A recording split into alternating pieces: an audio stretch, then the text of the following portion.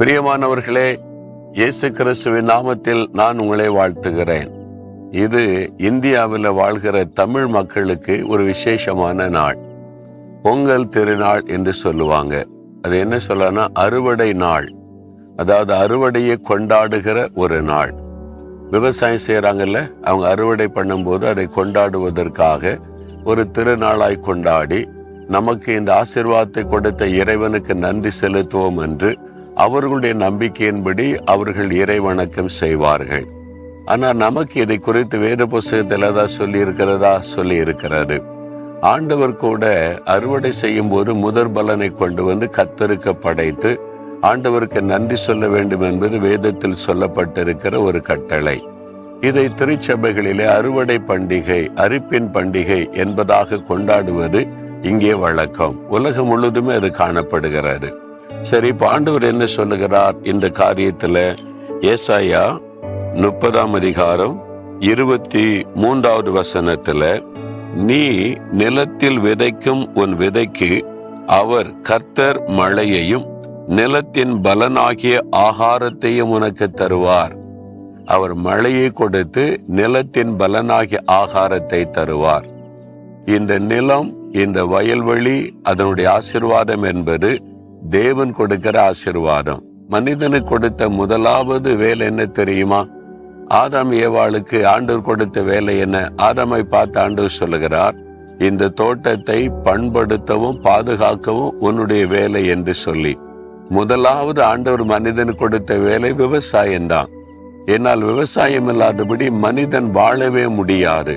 எத்தனை ஃபேக்டரிகள், எத்தனை விஞ்ஞான வளர்ச்சிகள் என்ன வந்தாலும் சாப்பிடுவதற்கு ஆகாரம் நிலத்திலிருந்து தான் வர வேண்டும். கர்த்தர் நிலத்தை ஆசீர்வதித்து அறுவடையை பெருக பண்ணுகிற தேவன். அதற்காக ஒரு மழையை பெய்ய பண்ணுகிறார், சூரியனை உதிக்க பண்ணுகிறார், அதன் மூலமாக பனியை பெய்ய பண்ணுகிறார். அதன் மூலமாகத்தான் விளைச்சல், ஆசீர்வாதம் உண்டாகிறது. ஆகவே பொதுவாக இந்த பண்டிகை நாட்களில் இங்கிருக்கிற மக்கள் இயற்கை நமக்கு உதவி செய்கிறது. மழை, வெயில், அந்த சூரியன், இதெல்லாம் நம்முடைய விளைச்சலுக்கு உதவி செய்கிறது என்று அதை வணங்குவார்கள். நாம் அப்படி அல்ல.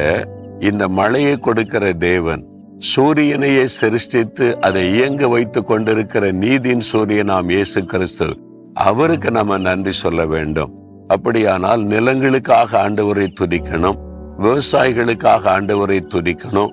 இந்த நிலங்களை தேவன் ஆசீர்வதித்து நம்ம புசிப்பதற்கு, ஆகாரம் கொடுப்பதற்காக ஆண்டவரை துதிக்கணும்.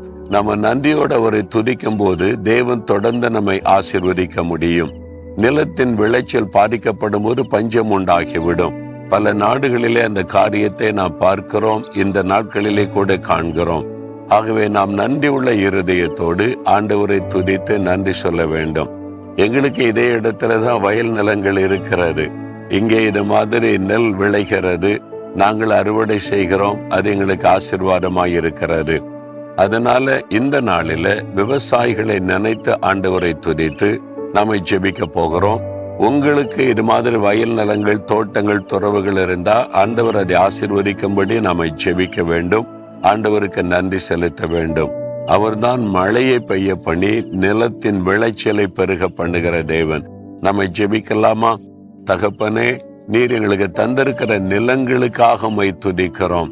நீர் நல்ல மழையை கொடுத்து வெயிலை அனுப்பி எங்களுடைய வயல் நிலங்களிலே விளைச்சலை பெருக பண்ணி மக்களை போஷிக்கும்படி நீர் ஆசீர்வதிக்கிறீர். நன்றி. இதற்காக உழைக்கிற, பாடுபடுகிற விவசாயிகளை நினைத்து உம்மை துதித்து நீர் அவர்களை ஆசீர்வதிக்கவும் அவருடைய பிரயாசங்களை ஆசீர்வதித்து விளைச்சலை பெருக பண்ண ஜெபிக்கிறோம். ஆண்டவர் அப்படி ஆசீர்வதிக்கிறதற்காக நாங்கள் உம்மை துதிக்கிறோம்.